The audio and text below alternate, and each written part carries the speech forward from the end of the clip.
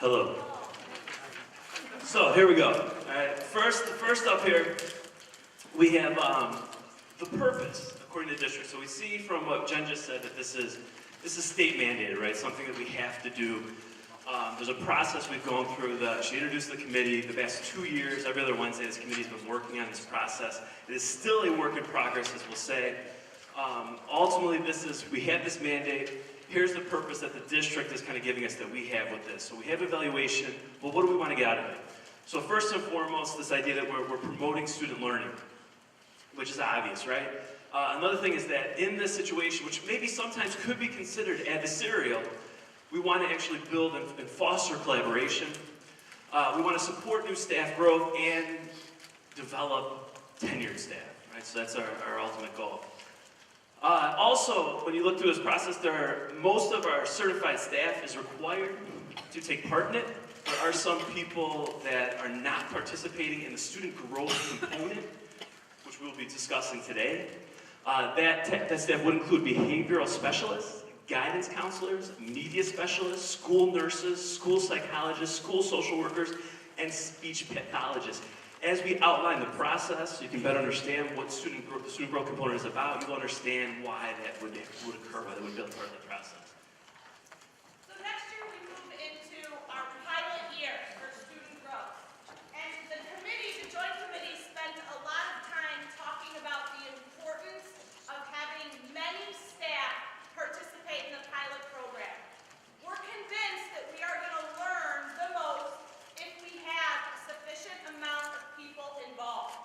We are extremely hopeful that we have people who represent teachers from all three buildings, all departments, teaching in a variety, if not all, subject matters and subject areas that are willing to participate. If we have many staff willing to participate, we are going to be able to work through some things that we otherwise would not be able to work through if we had a small number. We want to learn as much as possible next year in the pilot year when student growth does not count for any part of your evaluation, so that in 2016-17, when it's a mandatory piece, that we feel that the program that we have in place has been properly vetted. So Jim's going to share a few examples from a teacher perspective, but we really ask you to listen to this presentation, to connect to it with a sense of consideration to be someone who participates in the pilot program so that we are in the best shape possible as we roll into the 2016-17 school year. So, as Jen said, I am trying to clarify. Here's the thing, right? So there is this pilot process. I think I called it a trial last time, which has a negative connotation. So there's this pilot process that we're going through. So now it's mandatory 16-17, as Jen said. Next year we have this pilot, and we're asking you as teachers to become part of this pilot. So we're basically saying, all right, next year it is not mandatory to take part in the student growth component. However, we're going to say, please do this and do more work than is mandatory. Right? So now the question is, why? Why would I agree to do work when I do not have to do work, right? So here's the why, okay? One, for our benefit, as you went through the Danielson process, right? If you went through 3 years ago, the first time we did it, and you go through and we're not aware of the domains before you went through this process, and then you go through the final review and you see that if you would have understood those domains, it would have been an easier process to go through. This is very similar. You're going to see there's a lot to this. There are a lot of variables involved. And understanding the process before it becomes mandatory, before it becomes tied to your evaluation, would be extremely beneficial. Two, there are, as I said, many variables involved with this. This is not set in stone, as has already been said. There have been 2 years of the committee working through this process. We have complied with what the state has mandated. So by March of this year, we had this little setup that we have in front of you, but we're not 100% ready for full implementation. So there are going to be decisions that are made over the next 12 months. They're going to impact how the process is going to work when you are evaluated as part of this process. By being part of this little pilot, you have an opportunity to play a role in those decisions. We're going to learn some things from this pilot of how do we justify, like one of the issues was math, right? If math has a goal that can take 2 days to teach, right? How do you deal with that in a full semester student growth component? When social studies has a goal that takes a full year to teach, right? How do you deal with that? How do we rectify having both semester courses and full year courses in this situation? What if you're an REI teacher and you split your classroom? How do you handle that in the student growth component? So there are all these factors that we still kind of have to go through, figure out, pilot, and you being part of this is going to help that work. And then create a process that is going to be better for you as teachers in the grand scheme of things. So for those reasons, it would be a very good idea to take part in this pilot next year. And now I will pass it on to Carrie Kingman.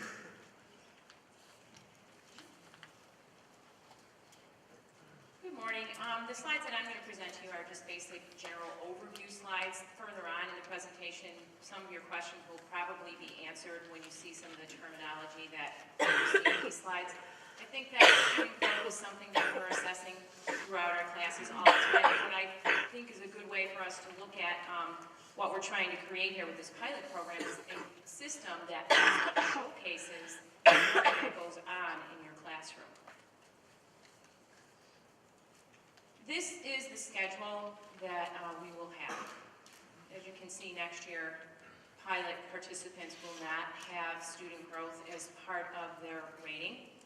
And we move on to 25% the year after that, and for 2017 also, and then when we get to the 18-19 school year, the student growth component goes to 30% of your rating. This situation was created by the committee. We had options, and we had a deadline, and once we met the deadline, we had control over the percentage. If we hadn't met the deadline and made a decision, it would have gone to the default of 50%.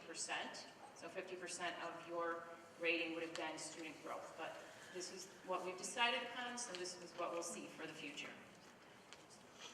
The assessment types are listed up here, and Doug is going to speak after me. We'll talk a little bit more about the assessment type that we will really be involved in. For the type 1 assessment, those are pre-ACT tests, ACT tests.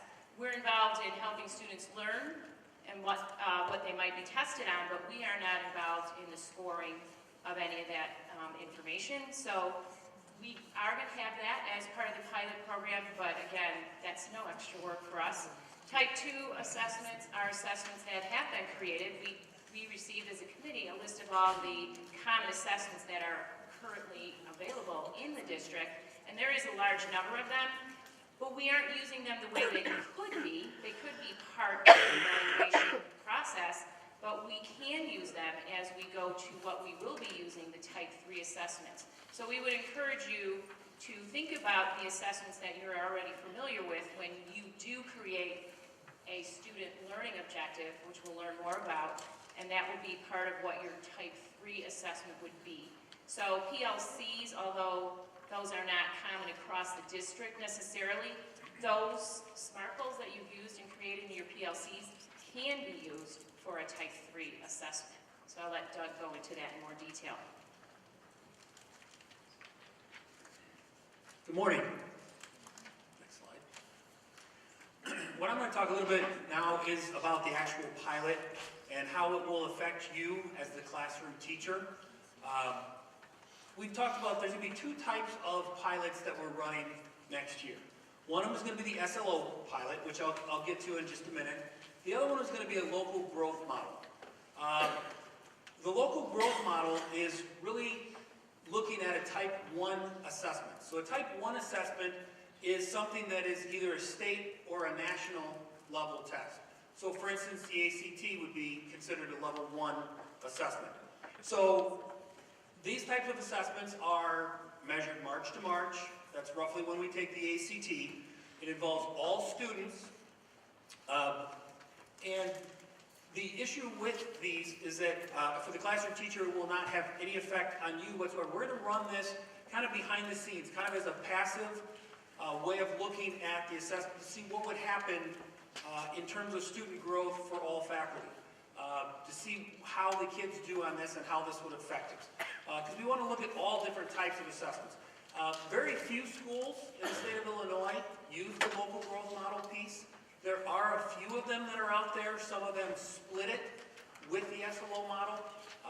But for the most part, very few people are looking at the local growth model. And I'll explain a little bit why in just a second. And the second type is the student learning objective model. This is the model that most schools in the state of Illinois that we've done our research, this is what almost all schools are using. We found a couple outliers out there, but with this one, it's basically a teacher-driven model. It's more of the individual teacher based on. So the teacher would sit and select one section. So if you teach 5 sections during the day, you would pick which section you want to have measured. The teacher and the administrator would sit down and they would agree on what the measurement pieces are going to be. In other words, what your goals are, what the assessment pieces are going to be. Sit down and talk about some of those. Data is going to be collected. It's going to be a 1-year collection of data, or excuse me, 1 semester collection of data. In that semester, there will be a pre-test. There will be some sort of a midpoint measurement, and then there'll be the post-test. All of these are based on trying to get a predictive score on how students are going to do. So you would take the pre-test. From that pre-test, this is where I feel this student will grow by the end of the semester. And then at the end of the semester with that post-test, it's basically measuring whether or not the students have met that predictive growth through that semester time.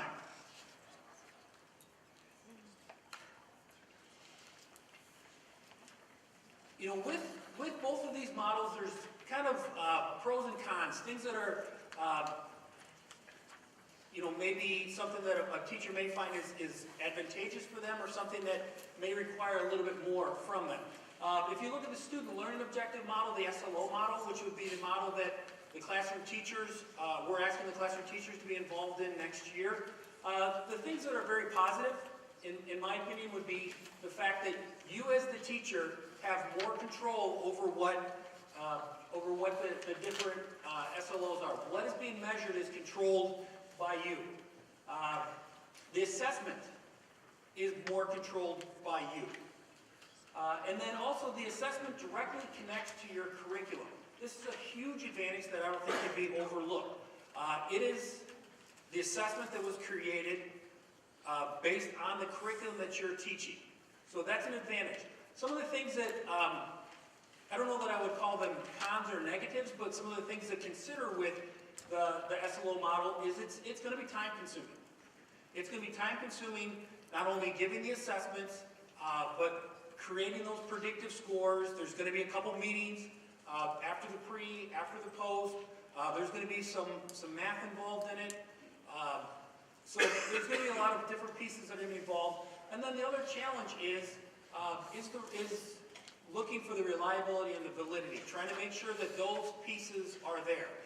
The one other positive that I would say in here with the SLO is that the SLO does not necessarily have to be an individualized, something to you as the individual teacher. These are things that groups of teachers can come together. So with your PLC, let's say your U.S. History PLC, that U.S. History PLC can come together and determine an SLO growth piece together and what should be predictive scores and things along those lines. So it is something that people can work together with. And then with the local model, just kind of walking through those, you know, the advantage of this is that, like I said, it's a passive, it's more behind the scenes. There's not a lot of specific legwork that you have to do as the teacher. With ACT, for instance, if you're measuring from practice ACT sophomore year to ACT junior year, as the classroom teacher, there's really no work for you to do. The state of Illinois does all those calculations for you. The other advantage in this is that the ACT has been vetted. It's been around for years.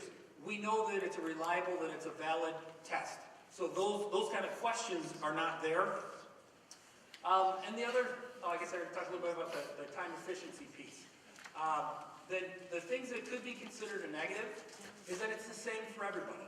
If it's the ACT test, it's going to be the same for everybody. Everybody would have the same score. That could be a positive, that could be considered a negative, but you're not going to have as much connection to that. And the other piece of it is, it's not going to be directly connected to your curriculum. Even if you choose the English, even if the English portion of the ACT is chosen, that still doesn't directly connect to your English curriculum. So those are the type of things to think about. Today we're asking whether or not teachers would want to be part of the SLO model. As I said before, the local growth model, we're going to run behind the scenes anyways, just to see whether or not that's a measurement that we want to be using. And then the last piece, or my last slide, is just once again walking through what is the teacher's responsibility in it. Already kind of outlined a lot of the different pieces for the SLO model. I pointed out that the fact that this can be grouped, it can be shared work. If it's something that your group decides to do, it could be a couple teachers, it could be a PLC, you know, it could be something individual if you want. There may be a little bit, in terms of administering the assessments, you may have to create a midpoint if you're using a type 2 right now, or you want to use a type 2 that's already created that has a pre and a post. There may be, you know, the idea of creating some sort of a formative midpoint where you can kind of look at the student scores to see whether or not you'd want to change your predictive scores. And then, like I said, the last piece with the local model is that as a teacher, there really is nothing whatsoever that you would have to do. This is something we're running behind the scenes. So those are kind of the two models that we're going to be working on next year with the pilot. And once again, we're asking whether or not you'd be interested in being a part of the SLO part. Okay, so now we're going to talk through some specific components that require process to be completed as you move through deciding on an SLO. So the first step in the process is determining an assessment, okay? And Bob will talk about this a little bit later, but in a perfect world, we're using assessments that are vetted, assessments that have been previously given, that we know truly assess the standards and skills and targets that we want students to know and be able to do. In the evaluation manual that Dr. Wheaton shared with all of you yesterday, you're going to see an assessment approval form, okay? And built into the assessment approval form is a checklist of things that the assessment has to include in order to be given as an assessment for the SLO.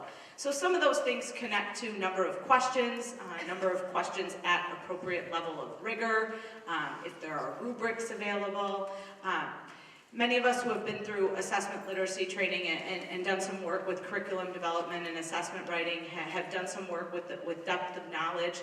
That is one of the requirements included within the checklist, that we make sure that at least 3 levels of questions are assessed. And this is something that'll more than likely be built into some of the training that we have as we start the school year, just to make sure that everybody has an opportunity to connect to this function of the assessment approval. And then as we're approving assessments, it's just important to note that it is a highly collaborative process, and it will always be highly collaborative between the teacher and the evaluator, the teacher and the division chair. But additionally, as Doug and Carrie referenced, the opportunity to work with your PLC on collaboration with assessments and development of SLOs is significant. And, you know, we're in a good spot because we have been functioning as a strong learning community within our buildings for several years now. And we're getting to be veterans at setting SMART goals and looking at student learning and identifying the most essential learning in courses. And really that's what we're hoping to do with development of our SLOs and the assessments that are given accordingly. It's really looking at the most essential learning in each of our subject areas. So what is this SLO? What are the steps that I'm going to follow in writing an SLO? And the next slide will show you what the form looks like. But basically, you're going to work through 7 steps when writing an SLO. The first one is to collect baseline data. So you've already had your assessment approved, and you're going to administer that assessment pretty quick as you start the semester. And then you're going to take some time to take a look at that assessment. Take a look at the results. How did my students do? What did they master? What didn't they master? What percentage did my students receive on that assessment? And really looking at students in groups. How many of my students performed under a 30%? That's just an example. How many of our students performed between a 30, 31, and 45%? So taking a look at really their performance on that assessment and really looking specifically at what essential learning was mastered and what essential learning was not mastered, and where do we need some work. Second step, you're going to determine a target population. So after you administer that baseline, that pre-assessment, you're going to determine which of your courses, so I may be a junior U.S. history teacher and have 3 sections. So I know that I'm going to be developing my SLO in U.S. history. I've given the pre-assessment accordingly to those 3 sections. And now I'm going to determine which of my sections I am going to use in order to fulfill my student growth component. So I have the opportunity to do that. And there'll be a form where you will be able to fill out, it's my 4th period U.S. history class, and I have 28 students in that class. So you'll give some specific information about your student population. Develop a student learning objective. So if I give that U.S. history assessment, say I give my DBQ and I give it in pre-test fashion, and I really notice, and I reflect on the data and take a look on the results, I really notice that my students have a very hard time citing textual evidence. Well, that's something really important, and it's something that's going to be important as I move through my high school experience, as I take my next social studies class, and as I move through this year.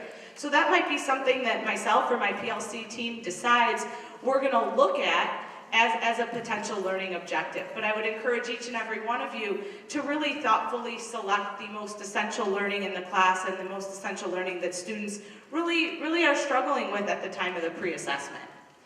Explain the rationale for the SLO. So that kind of, what I recently said really kind of rolls into the rationale. Students really need to be able to cite textual evidence. They seem to have their struggles there. It's aligned to Common Core standards, aligned to district standards as well.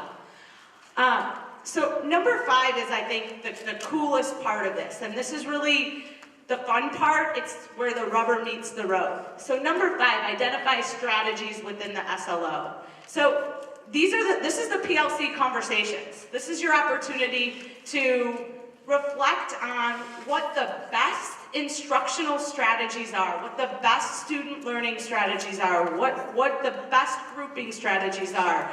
Really attached to best practice in order to help your students master the identified student learning objective. And this is really the fun stuff, and this is the stuff that one of the major reasons why I personally would encourage you to work with your PLC team, because these are the conversations that are coming to life within those PLC meetings, and really your opportunity to reflect on what your plan is for helping students master this essential learning. Number 6, identify the assessment. And obviously you've already selected your assessment, but you're gonna actually talk a little bit about that assessment. So how many questions was the assessment? How many were selected response? How many performance-based questions were there? What standards is my assessment aligned to? Is the assessment a district pre-post assessment? So is it in fact a type 2 common assessment that I'm going to be using? You're just going to tell your reader, tell your evaluator within the framework, what does my assessment entail? And you're just going to clarify that a little bit deeper.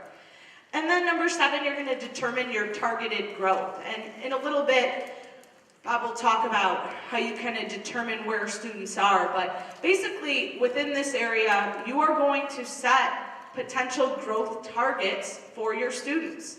So you're going to take a look at the baseline data, you're going to look at any other data that you might have available that might be useful in setting those growth targets.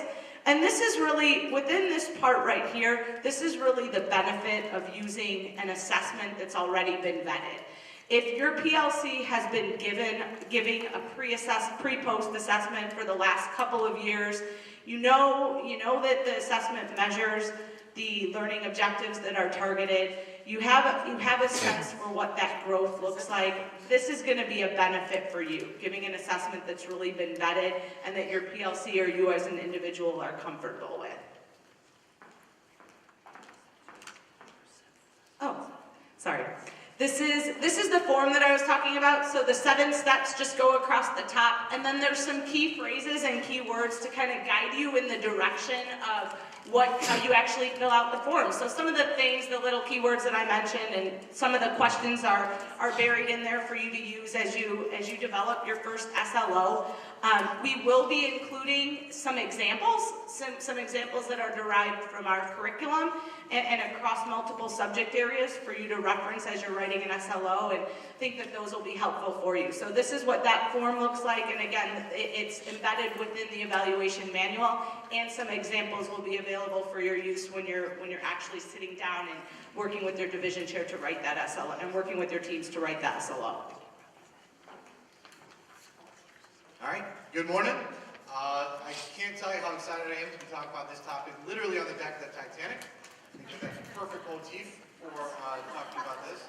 We're going to focus on the 2.5 hours before the ship sank in terms of theming it. But what I need to talk about next is the growth targets and how you go about establishing growth targets. Again, it's a collaborative process between you and your division chair, possibly a teacher team.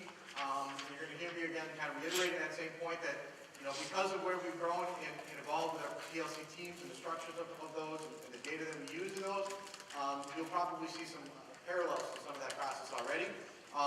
But there's really a multi-step process. Okay, the first step of that process is you as an instructor, based on the pre-assessment data, is in a position to establish the level of tiers. And what I mean by this, those of you who use rubrics, a lot of you are English teachers, social studies teachers, science teachers, I see this all the time in your disciplines. You're using rubrics where you're predetermining based on the skills that the student is exhibiting in certain areas.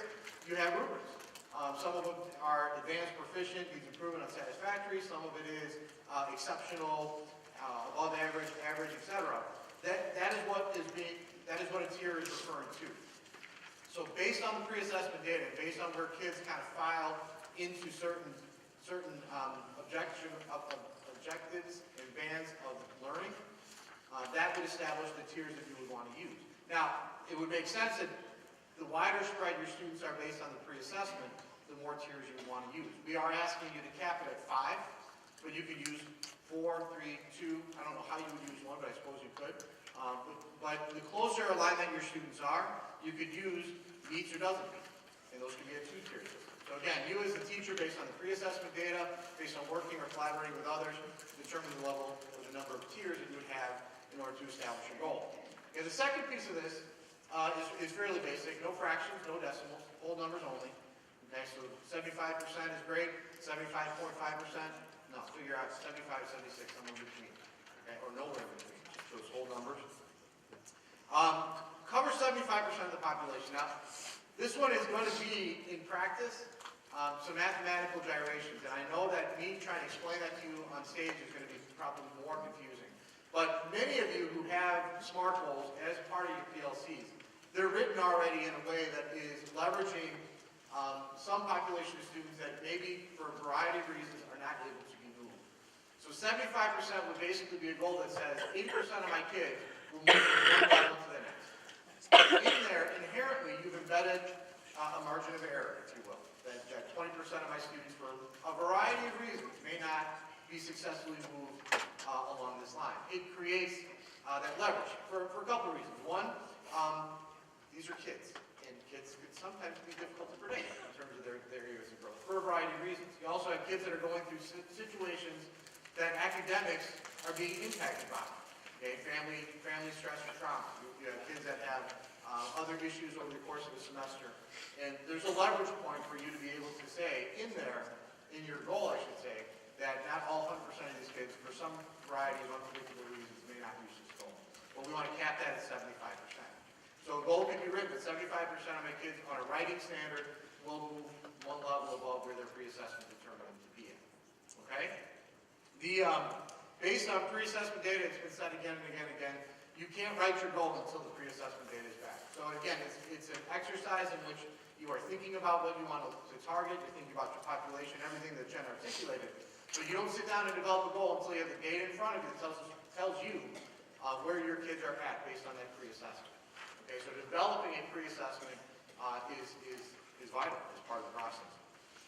Utilizing baseline data, what this basically points to is that as you develop your target, as you develop your goal, utilizing pre-assessment data is part of the process.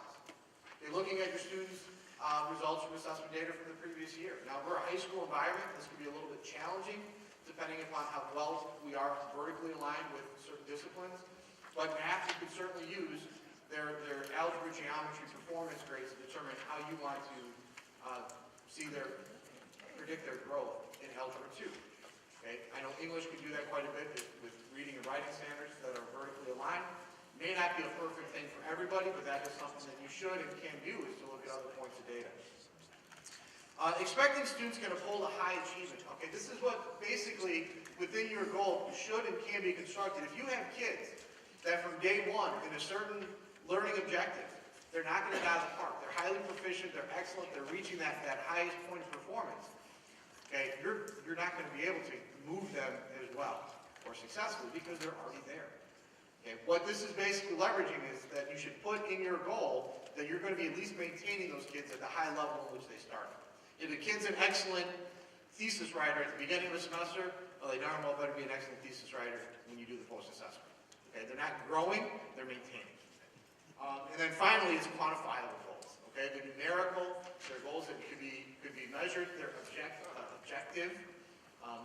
Everything's going to have a level of subjectivity. Even a rubric that's well-defined and has a high level of inter-rater reliability, still we understand it's going to be subjective, but the more objective you can make it, the more clearly defined your levels could be. Can I, as somebody walking into your environment, see that there's a clear distinction between what you define as proficient and what you define as advanced? Okay, so everything has to be as clearly defined as possible. I think there's also three things that I want to mention here that are important precursors to writing your goal. First of all, we encourage you not to use pre-assessments that haven't been vetted prior to you using them as part of your goal. Now again, you have some latitude to determine the course, you have some latitude to determine the period of the day or the section that you're going to be using this for. It does you no good to use something brand new because you are more or less guessing on growth because you've never done it before. Okay, this is why when we discussed that being part of a pilot is a good thing, this could be where that pays off, is it gives you that opportunity to say, how is this pre-assessment, post-assessment system that I plan to use actually going to be successful for me? The other thing, and I'm going to say this, even though it was kind of touched on before, the power of a professional learner community is that these structures, in a large part, are already in place. To have a collaborative approach to it, to have a support network to it is very important. I'd encourage you to look at that as you're developing this piece. Okay, you're always welcome to go it alone, but I'd rather you travel with a group. And also being open and dialogue with your division chair is an important piece of the process. You are going to be in large part in control of the destiny of the goal, but having open and honest dialogue with your DC, getting their feedback on it, and we're going to talk about in a moment possibly about how it could evolve over time, but it takes that dialogue. Okay, there's a checkpoint part of the system that you can say, hey, you know what, if it's not working out the way that I thought it would, I'm going to have to adjust that. Doing that independently is going to cause for some potential problems. Doing that in conjunction with your division chair means there's some open and honest communication as to why this potentially needs to be modified over the course of time. Okay, the next thing that I would like to look at is we do have, as part of the committee, we did establish a way to determine the actual rating, right? Because part of this process is eventually, based on student growth, that 25% of your overall plan in 2 more school years is going to have to be a certain level of rating. Okay, please note that in the unsatisfactory rating, you'll see a lot of language in there that basically says that you just didn't do it. You just didn't do it based on the parameters of the process. Okay, now there is a percentage of less than half of your kids don't grow to the level that you established, then that could be an unsatisfactory rating. But most of that has to do with the fact that you just didn't do it the way that you set it up, or you didn't set it up quite accurately. Everything else, we've determined some thresholds with regard to how many of your students actually obtain the level of growth that you set out for at the beginning of the year. Okay, so you'll see obviously they're pretty specific numbers. The more that you want to align with an excellent rating, the higher the number is. That makes some fair sense. But again, at some point there has to be an objection. I want to say objectionable, and that's not the word I'm looking for. So It has to be in an objective way to determine your rating based on how your goal works, so that we're all working on the same system. Okay? So that's what this rating is. This next piece I want to front end as well by stating that as this process unfolded, and it goes back to I think what Jim mentioned at the very beginning. You know, the beauty of the Danielson rating is it's a great way to open up the door and communicate about how to improve teaching and learning. The curse of it is when we hook it up to an evaluation structure and assign ratings to it, some of that gets lost. The same is with student growth. Student growth could create a great opportunity to talk in a definable way about how students are performing and growing in the course of a classroom. When you hook it onto a rating, it makes it a little dirty. But what we've done throughout trying to figure out how this is going to match up into a matrix to determine your overall your overall evaluation rating, that was factored into it. And I think that the division chairs in particular, and obviously the teachers on the group, wanted to make the student growth piece, as we're evolving down that and learning more about that, and really doing a lot of trial and error, want to make that as reasonable as possible as we include in the rating. So what you'll see is basically the matrix that's going to be used, at least for the pilot year and probably for the first year, to determine how those two match up. Okay, again, the y-axis is your professional growth rating. That's what you're used to right now. That's the 4 domains, the Danielson model, the observations, and all that fun stuff. The x-axis is your student growth. Okay, since 99.5% of our staff are in proficient or excellent, I'm only going to focus my examples on those 2 areas. But if you look at, for instance, proficient rating, so on that y-axis, you have a proficient rating. I'm a good teacher, I'm doing a good job, everything's working pretty well. And I go to my student growth piece, and I'm going to integrate my student growth rating based on that. If I am a proficient teacher, and I were to get an unsatisfactory student growth rate, which means either I didn't do what I was supposed to do with regard to my goal, or I just didn't get more than half my kids to grow at all, my overall rating is going to remain proficient. Okay, obviously that moves up as you get into a needs improvement rating, a proficient, an excellent, so on and so forth. If I'm an excellent teacher, I receive an excellent rating based on my observations, my Danielson professional development plan. If I get an unsatisfactory, I will be a proficient teacher in my overall rating. However, if it goes needs improvement, proficient, or excellent, I will remain at my excellent rating. Again, I think you can see, as we talked about at length, that model leverages a little bit as much as we can on the professional growth piece, the professional development piece that you're used to right now. Okay? So, those things, like many of this, that will be evolving through the pilot program. Again, a pilot is a very specific word to say we're going to try things out, we're going to talk about how they work, and we're going to make adaptations based on that. You met most of the committee here today. We'll be keeping the dialogue going, but I'd like to pass it back to Dr. Wheaton, I believe. We'll be wrapping it up.